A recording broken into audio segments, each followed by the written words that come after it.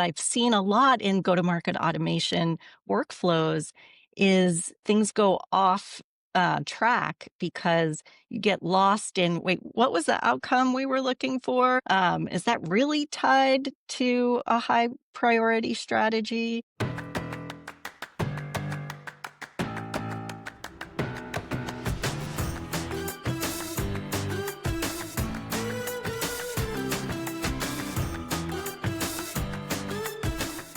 Hello and welcome. I'm so excited to have you here today for this episode where we're going to explore AI and go to market with these amazing marketing leaders.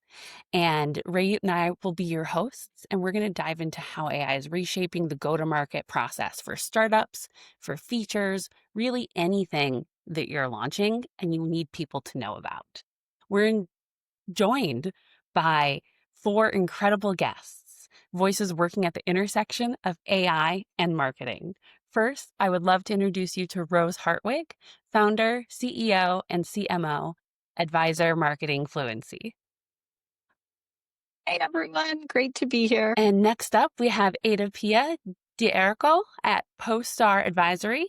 She focuses on investor relations and capital raising. Hey, everyone. Thanks for having me. So glad to have you here. We also have Randi Deckard, SVP of Growth at Besler. Hey, everyone. And Joya, Director of Marketing at Internal IT.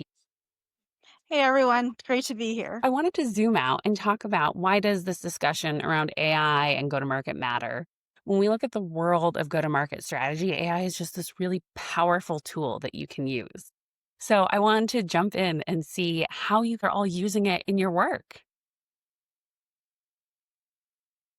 I am constantly using it for everything from research, competitive research, trying to understand changes in messaging or positioning that are happening in the competitive landscape, and then building new value propositions, coming up with things to be able to test really quickly. And that's just maybe in like the first hour of work. So I feel like I'm just using it for so many different things, but that's what came to mind first. And I'll double down. Like, I'm in the healthcare industry, and we get like regulations handed down that are 1,000 pages, like make my eyes bleed. And that is one of the greatest things. What used to take us, I'm not exaggerating, 6 to 8 weeks to come up with content. Same day, I have like 30 pieces of content, like same day, created from, this regulations, including using Perplexity, able to like model, financial things for our CFOs, which once again would just take such a long time. It is mind-boggling when you use it as a collaborator, what it can actually do for you. That's amazing. So I'm hearing you work in partnership with the AI. Yeah. That's great. And we're going to be talking a lot about that today. AdaPia, can you tell us how you're using it in your work? Yes, kind of the same, like a combination of things. I really use it a lot as a thought partner. I actually use it a lot as like a mirror.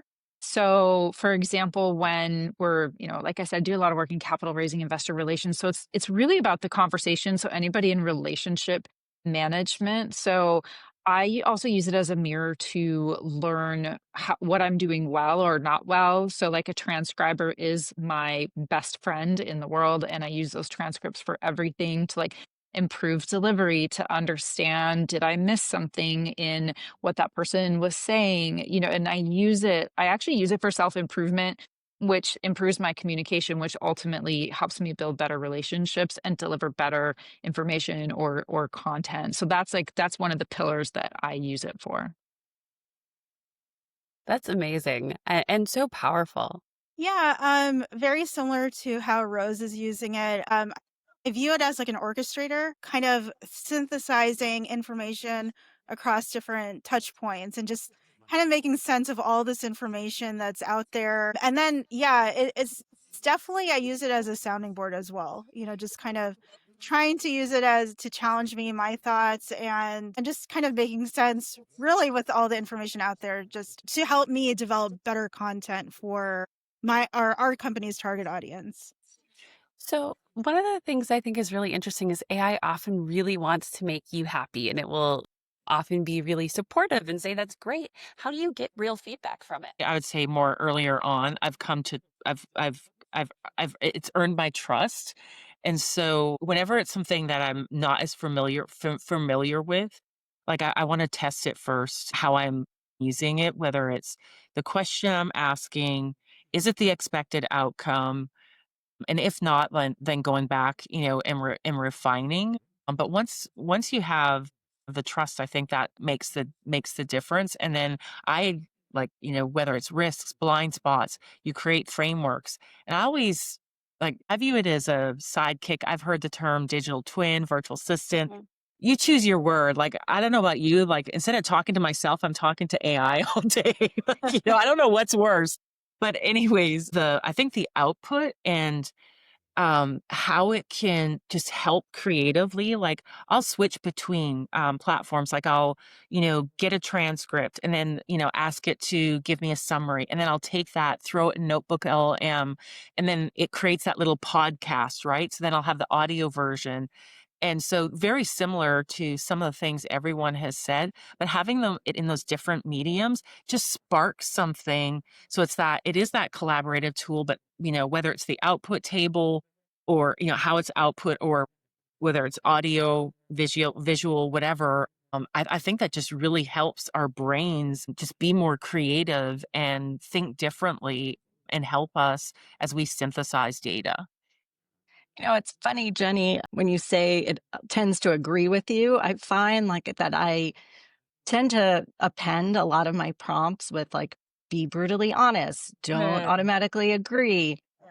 Give me 3 reasons why this may not be the direction to go, or tell me what assumptions I might be missing. And I've even gone as far in my custom instructions to kind of put some things like that, because I really don't want it constantly coming back with like, that's a fantastic way to look at things, Rose. Yeah, because I want the best go-to-market strategy. I want the best output. Like, of course, mine's very good, but there's some things we could do to adjust it, AI. So I love that strategy, Rose, for actually asking what you want and asking for it to give feedback. I mean, I think this is where AI literacy is really important, not to kind of take the very first output from any, whether it's ChatGPT, Claude, for granted. I mean, you have to understand every model has its limitations. And I think as you continue using it, and again, like a sounding board, it's a somewhat of a two-way conversation, and you learn how to be able to craft the right questions. I always try to encourage people, just don't take what it's saying for granted almost. Trust but verify. Yeah, I was going to say also, I've now, because I use it a lot, as does everybody else, what I found is that certain platforms are definitely better at certain things. Like if I need a technical, like no BS answer, like a really technical level information, I will go to Gemini for that. Because my GPT is so customized to me and the types of conversations that I have with it. Even if I tell it, be brutally honest, it'll still act in a way that's not neutral, objective neutral, like Gemini, like objective neutral data. Like it'll still have an opinion just because I think of the way that I've interacted with it. And then I also use Perplexity a lot. Perplexity Labs. Randi, I think you mentioned Perplexity. I don't know if you're using Labs for that, but that's like this whole new world of what you can output there. And so like for me, ChatGPT is more of a person at this point. And so sometimes I don't want a person responding. I just want like cold hard facts. Yeah, that reminds me a lot of how I've like tuned my social media. Like I have my Instagram very well set up. It is all corgi videos, all cute little animals. It's just this beautiful little thing. I've trained the algorithm to serve me. And it's the same with AI, right? You can train the different models to understand what you're doing and what you want from them. I want to know what you all think is maybe the biggest shift in the last year that we've seen in go-to-market strategies or things that companies are doing because we have all these amazing AI tools to use. I think what I'm seeing, the biggest shift has been like whether it's I just came off a conference where it was specifically a go-to market conference, and I was at a CRO summit where we're talking about orchestration. So not just like a single AI tool, looking at, actually orchestrating. And we all know go-to-market is a system, so it makes sense. So I think that there are more opportunities now to have a single AI tool that, if I can just use the word, because I'm a sewer, if you can't tell, but like threading the needle all the way through, right? Yeah. I think also what we're seeing is it's definitely flattened the playing field. I mean we've also seen just at a higher level view, I mean with Gen AI, I mean it's everything has kind of become more democratized. But I think especially with go to market, it's definitely it's not just like a larger company game. I think definitely with smaller companies, solopreneurs, they have more access. So I think definitely the field's become a lot more exciting. And I'm seeing that in different industries too, that AI is really opening things up and making it more accessible. And I mean, I'm still over here thinking about Randy's 30 pieces of content from earlier. I'm like, yes, I too want 30 pieces of content. And I think all marketers are thinking like that. I'd love to hear about a moment when you first realized that AI would fundamentally change how products are launched and scaled. I could talk about a moment, latest moment that has kind of been an eye-opening thing for me, and it's there was a MIT study that came out, I think last month, and they were talking about how a really high number of generative AI pilots fail, and I think that is definitely an eye-opener, and it shows that it's not necessarily like a bolt-on feature. I think the way we think about how we incorporate AI into strategy really it goes beyond, and maybe this is stating the obvious, but it really does go beyond just implementing a tool. It really is about being able to ask the right questions, understanding your own business inside and out, outside of AI, and then seeing how um, what's the best way to incorporate into your own processes and whatnot. So I think that has been an eye opener for me. And it's not just data, right? It's not just about having clean data, it's also about your systems, right? So if you don't have good systems, just like garbage in, garbage out, if you have a bad system, it will amplify and make your process worse. Who here has got the hello first name? Or I'm just using that as the simple one, right? Like, I got 3 of those yesterday. I was like, Anyways, but I think one of the big moments for me when I was thinking about just big shifts when my head was when Salesforce launched Agentforce, like to see this large enterprise go all in on agents and, this whole notion of like, wow, what is that going to look like for sales and marketing? And the more I thought about it, the more I was like, this is completely going to just the whole idea of agentic AI. I could see how that would impact every piece of like how we think about the marketing, buyer's journey, growth, scaling. Like it just really did strike me as that moment in time that I was like, wow, everything is going to change. Absolutely. AdaPia, have you seen it change for the way things are working in the fundraising side? Not as much, but what Rose said was making me think a lot about there's so many smaller companies coming out with software. And I think this is where a lot of people, including myself at the beginning, got like really caught up in somebody else's software and this little software. And you can go through and hundreds. And I actually think that these larger companies have a real edge, like a Salesforce or HubSpot, or some of these bigger companies have a really big edge because they already have the data and they already have workflows mapped out and they're adding agentic to it. And so I see this field of so many possibilities, and I think it will create a level of confusion in, well, who do I pick and who is better? Do I go with an incumbent that has integrated AI and they already have all the workflow stuff mapped out? Or do I go with this, newly funded or startup or something small? And it makes me really curious about how and like who will actually come out on top. So like even today I saw that on like Google with their videos, like you can now create videos inside of Google. And it made me think about all these video creations that have been out there because Google was focused on something else, but now Google has the audience. And so here's your 5-second video creator inside of Google Apps. So I feel like we're also in this moment of anyone's game, but I see the bigger companies like really starting to kind of like, you know, like the big gorillas like coming in and saying, well, we have it too.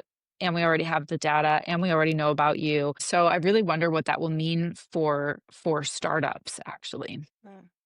And I would say, I think, obviously Salesforce is like the Cadillac of the CRM world, but there are smaller companies. So I think it really depends on your segment. And I think, like I said, it's going to be really interesting because in the go-to market world or the community that I'm in, there's like a sub community of AI folks where we're nerding out.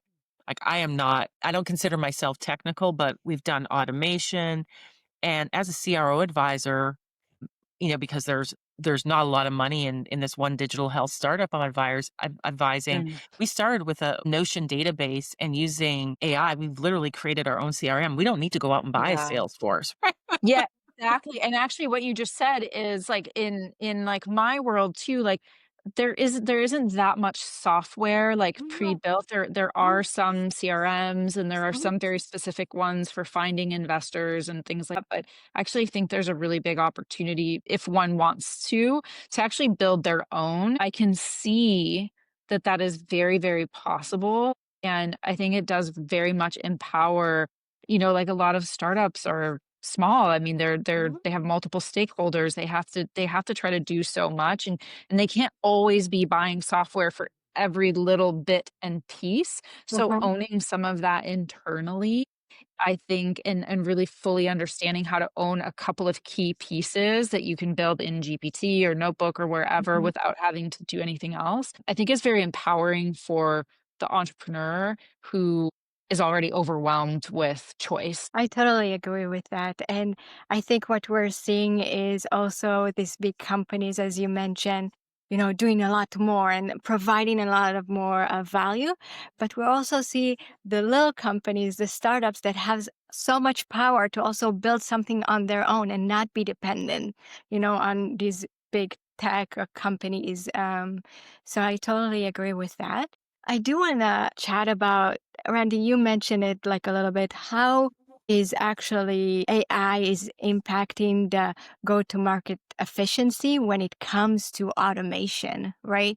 So we all do automation, and how does actually AI and time-consuming tasks that we see often happen can really help us and giving the team more time to focus on those high-value strategies that we all have, right? We all go over like what we need to do and how does AI impact that?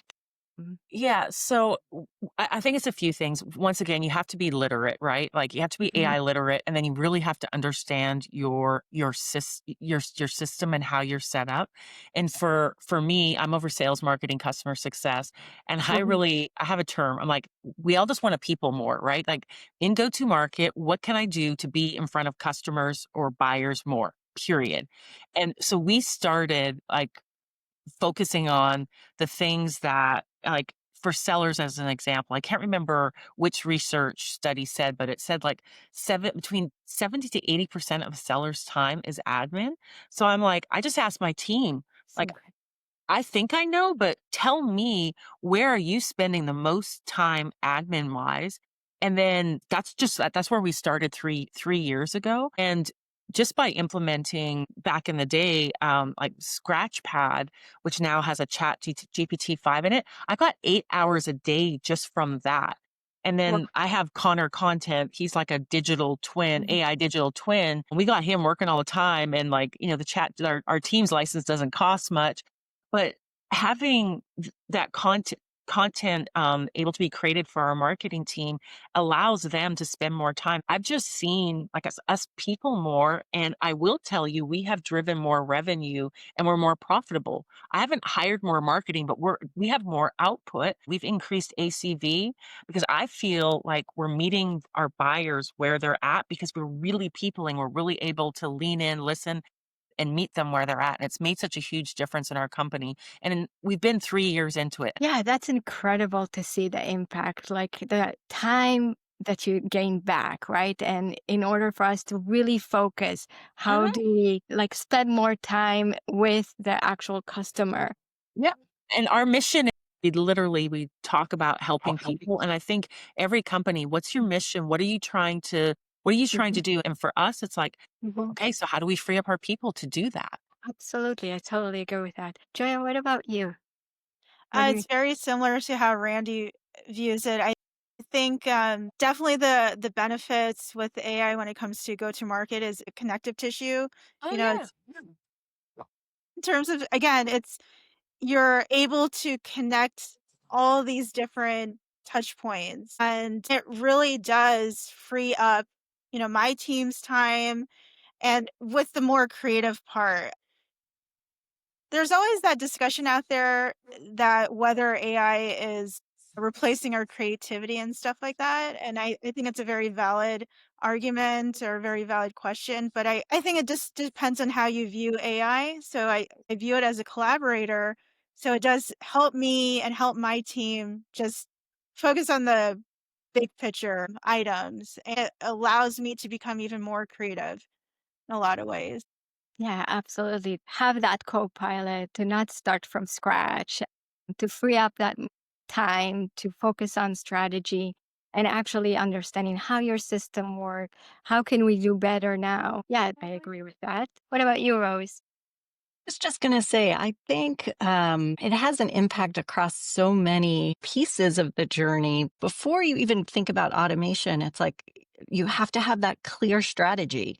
You have to Mhm. have a really good sense of the data foundation you're working from. Because what I've seen a lot in go-to-market automation work, like a lot of workflows, is things go off track because you get lost in, wait, what was the purpose we were trying Oh, to, like, Yeah. what was the outcome we were looking for?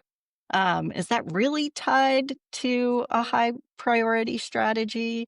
mhm, And so for me, when I think about go to market automation, that first thing that I'm always asking about is like, let's get clarity on the strategy. Let's get clarity on the data that's needed because it's only as good as your output's going to be only as good as your inputs. mhm, And then I think the other piece is breaking it down into like these bite-sized chunks because sometimes it can be overwhelming for teams, especially if you're working with large teams where mhm. different functions have different responsibilities or different roles as it relates to the workflow. And it can get very overwhelming quickly. So I also try to, work with teams to say, let's choose a workflow that's discrete, where we can examine all the pieces, where we have the right people who can oversee different steps, that we could break it down into something manageable and then see Sure. that outcome and iterate quickly so that you can like run these fast experiments to find out, is it giving you the output that you want? And sometimes I think we overcomplicate things too.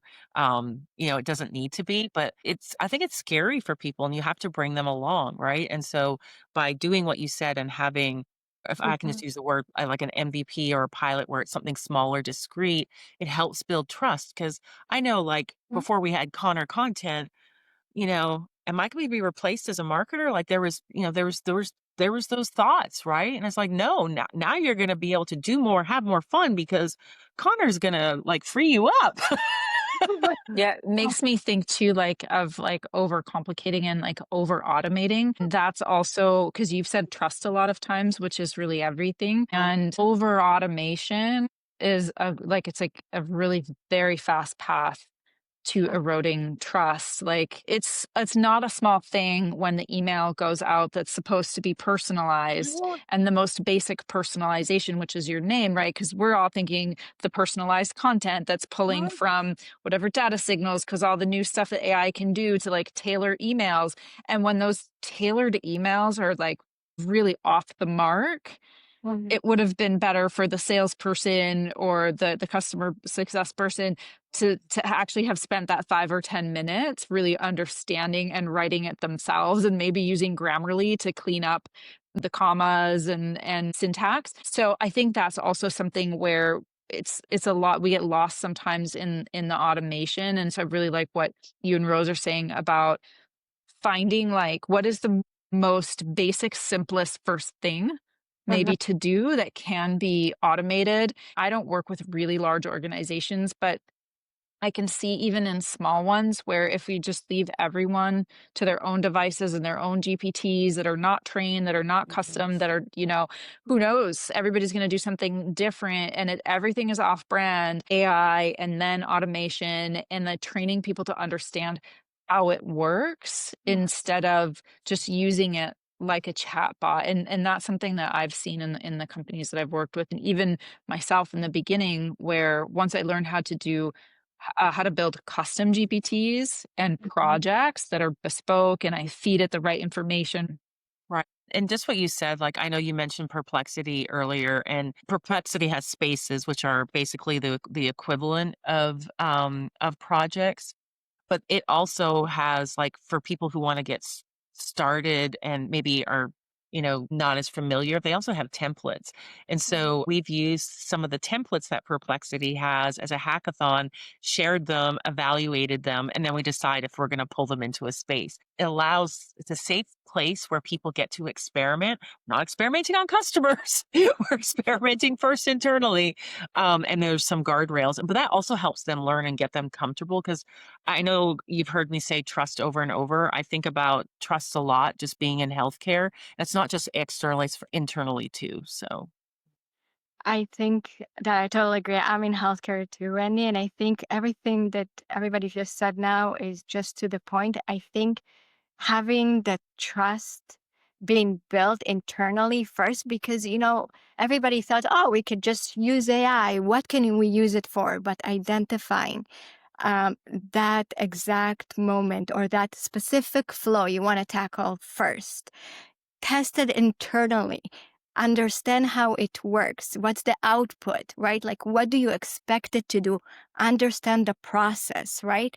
Because I feel like sometimes team thinks that, we had canned answered before. Hey, for this question, this is what you answer. Now with AI, it doesn't have canned answer. It can respond in so many different ways that can impact the trust, right? I feel like there's a lot into it about like testing and reiterating and increasing that value that is so, so important, especially with healthcare and other verticals as well. And I was wondering, how do you see AI helping teams become more proactive in shaping the market and getting those signals? so I think this is a really interesting question, because when I think about the modern buyer and you want to meet the potential customer or buyer where they're at, and they're doing so much research on us. As much as we're using ChatGPT to check them out, they're doing the exact same thing, right? And they're much further along. And so, where we can listen or use AI to listen in communities where our customers are at and gather other data points is just so crucial, because we've seen where there's, if I can just say, peer-to-peer interactions, thought leadership, where they're sharing information and we can pull that actually tells us more about where they're ready to buy, because someone can come to our webinar, listen to a podcast, download a white paper. That doesn't mean anything, right? It's when they're actually maybe engaging and asking about a certain feature or whatever, that is more telling, right? So I'm just curious what everyone else thinks about that Yeah, I in the think modern buyer.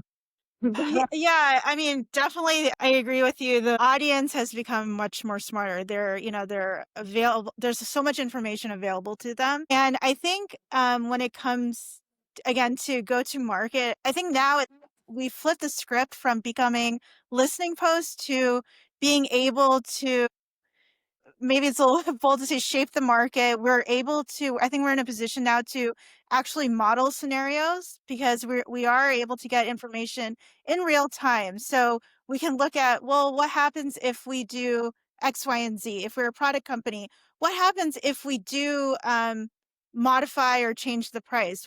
Like, how well would the audience resonate with that? Again, with the product, what features resonate with our target audience, or maybe do we need to tweak something? So I think just the fact that we're receiving things in real time, we're able, I think the way we're seeing things, again, we can now look at and model scenarios now. So I think it is exciting.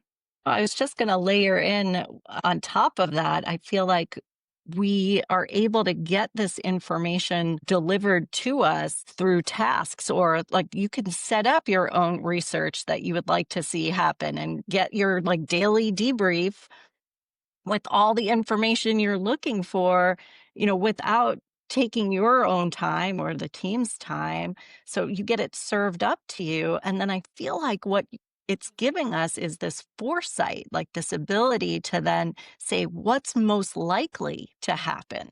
Because now we have access to so much information. And so I love that idea of using it for like the what's most likely to happen, and then being able to you know, think about these scenarios, which I don't think we were able to do as quickly as we are able to do now. It's really amazing to me. Yeah, there's something about the speed that's quicker. One other thing I've noticed for go to market is that people are actually thinking, what questions would you type into ChatGPT? And how should you answer those? So you might show up, that whole, instead of SEO, we're looking at AIO. And how do we get the search engine to actually crawl our content, ingest it, and then serve it as it's giving people results? And so we're seeing things move fast and like look differently, but very similar. It's such similar principles to SEO, but it's more who's talking about you, not necessarily you talking about you. So there's some nuances and some speed to it. And in that frame of acceleration, it's helping us all do more. It's maybe shortening some of the like go-to-market cycles.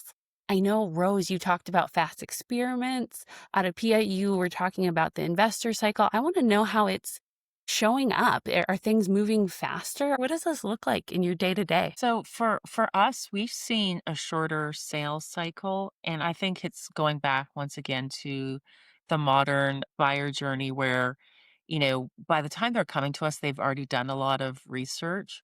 And so, these deal rooms that we've created where there's AI. So depending what we look at, kind of like you were saying, Rose, you can kind of predict like what would they go next if they did this. Like we've kind of created some data so it serves up the next thing that's kind of like would make sense.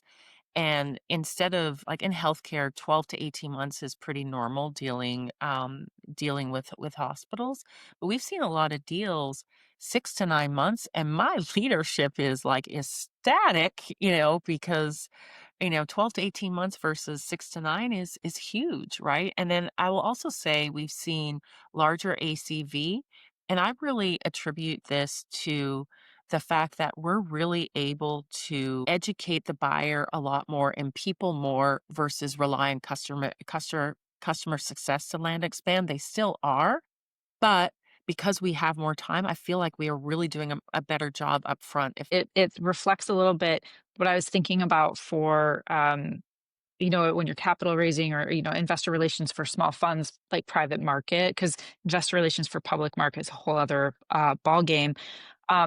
But for example, sales cycles for raising capital have been vastly expanded like over the past few years, just given the interest rates and everything. Like we've gone through this bear market, and it takes a lot longer to raise capital. And so a lot of times, especially if we're raising from like retail investors, sophisticated investors, not necessarily institutions, the trust building cycle is really long. So if you can give them some GPT or a digital clone or a notebook, whatever you want that has your PPM, that has your investor materials. Because guess what?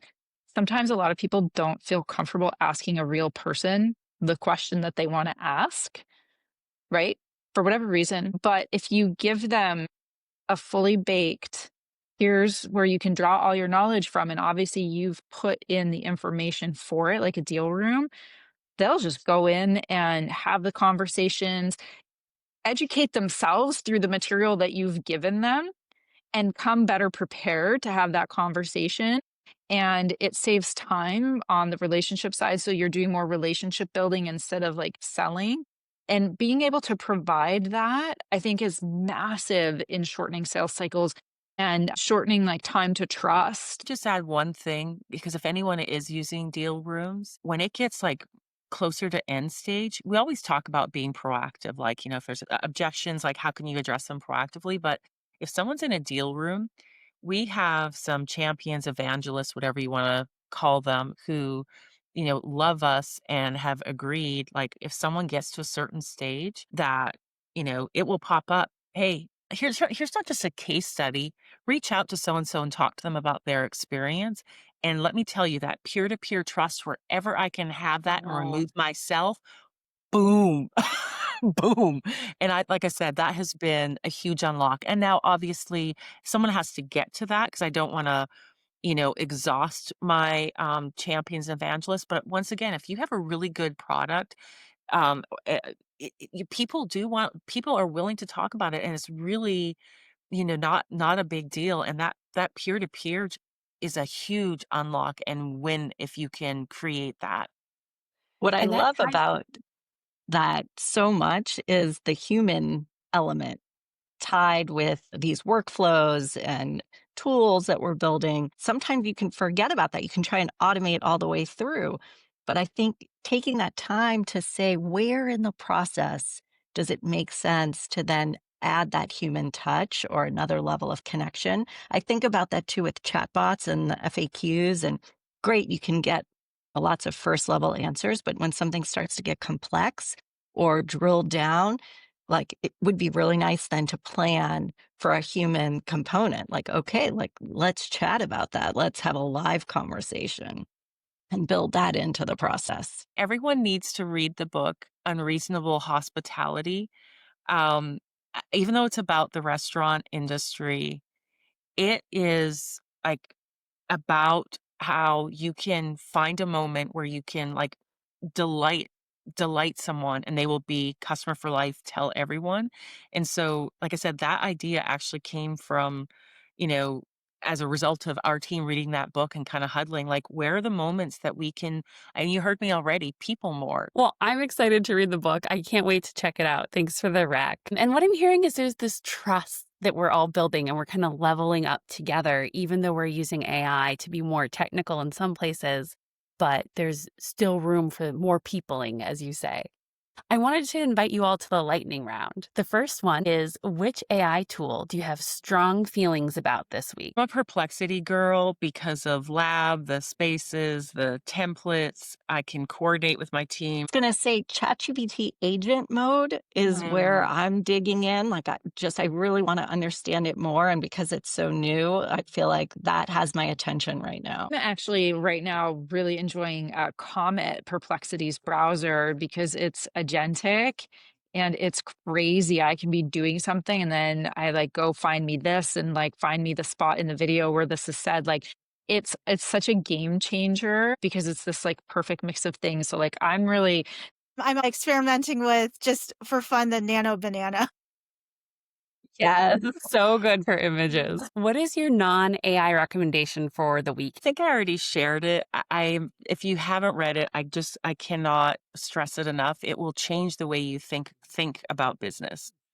Amazing. We will all check out Unreasonable Hospitality. I have a book reco also, and the one that really stands out to me recently was called How Women Rise by Sally Helgeson. And it's really about like what got you to one level will not get you to the next level. And so when you are advancing in your career, what might be the things that are holding you back? And how can you identify those? And then it gives you really actionable ways. That's the piece and why I've been recommending it, because I feel like it's very actionable for you to say like, how can I incorporate this into my everyday. Well, I was going to say a book too, which is the Customer Success Manifesto, because when Randi, when you mentioned that, I was thinking about like the human element in here and just like really bringing it back and really focusing on people, and especially when it's like product launch or well, actually even with investing, is we want to not sell what we want, but give what they need. Not a book recommendation. I think trying to look for recipes, Halloween themed recipes and stuff like that. Yeah, so that's kind of like keeping my, I guess, non-AI world a bit grounded. Again, we want to thank you for this incredible conversation. But before we wrap up, we would like to know, how can Women XAI community help all of you be more successful in your journey? AdaPia, I'm going to start with you. Man, I honestly, I would say just keep doing what you're doing. Like even just me being invited to this podcast is helping me have conversations, meet other people, keep building this community that you're building. I think it's a huge service to everyone, and I'm very grateful for it. Just build on top of that to say the sharing of the how do I do X. I love like sometimes those sessions where you can really just be doing something while someone's talking about it. So you're learning by doing. And I think that's really powerful, especially as people are constantly uncovering new tools and like exciting shortcuts. I think also this discussion shows that, we don't have AI. I would say it's messy, we don't have it all figured out. And I think the community is so great to learn from different perspectives. People are bringing in stories from their respective industries. So I think just sharing is just so valuable for everyone. And I'm gonna echo, be the broken record. Like, I don't know what I don't know, and that's why I show up, right? Like, how do I know? How do I know? Like, like this is how we learn, right? The fact that we have such easily access what's being shared and having opportunities like this to have conversations and the different perspectives, how people are thinking about it, how people are using it, is just so impactful because sometimes like you hear something, you can just bring it back into your own world and adapt it to what makes sense for you and your processes. But yeah, just keep doing because I need all of it. Well, absolutely. We can do that. And we'll have all of your LinkedIn's and whatever websites you want linked in the show notes. So be sure to follow all of our amazing guests. Thank you so much for spending time with us today as we support and elevate women in the AI era. Thank you for tuning in. Thank you. Thank you for joining us for this episode of Women XAI, where we explored go-to-market and AI and how those things work together. I am absolutely thrilled that we were able to sit down and get information from a variety of different marketers with different backgrounds and different expertises. I hope you walk away with at least one new tool to try. If you're interested, please subscribe so you can hear our next episodes. Of course, join the Women XAI community on our website, and we'll see you next time. Thank you.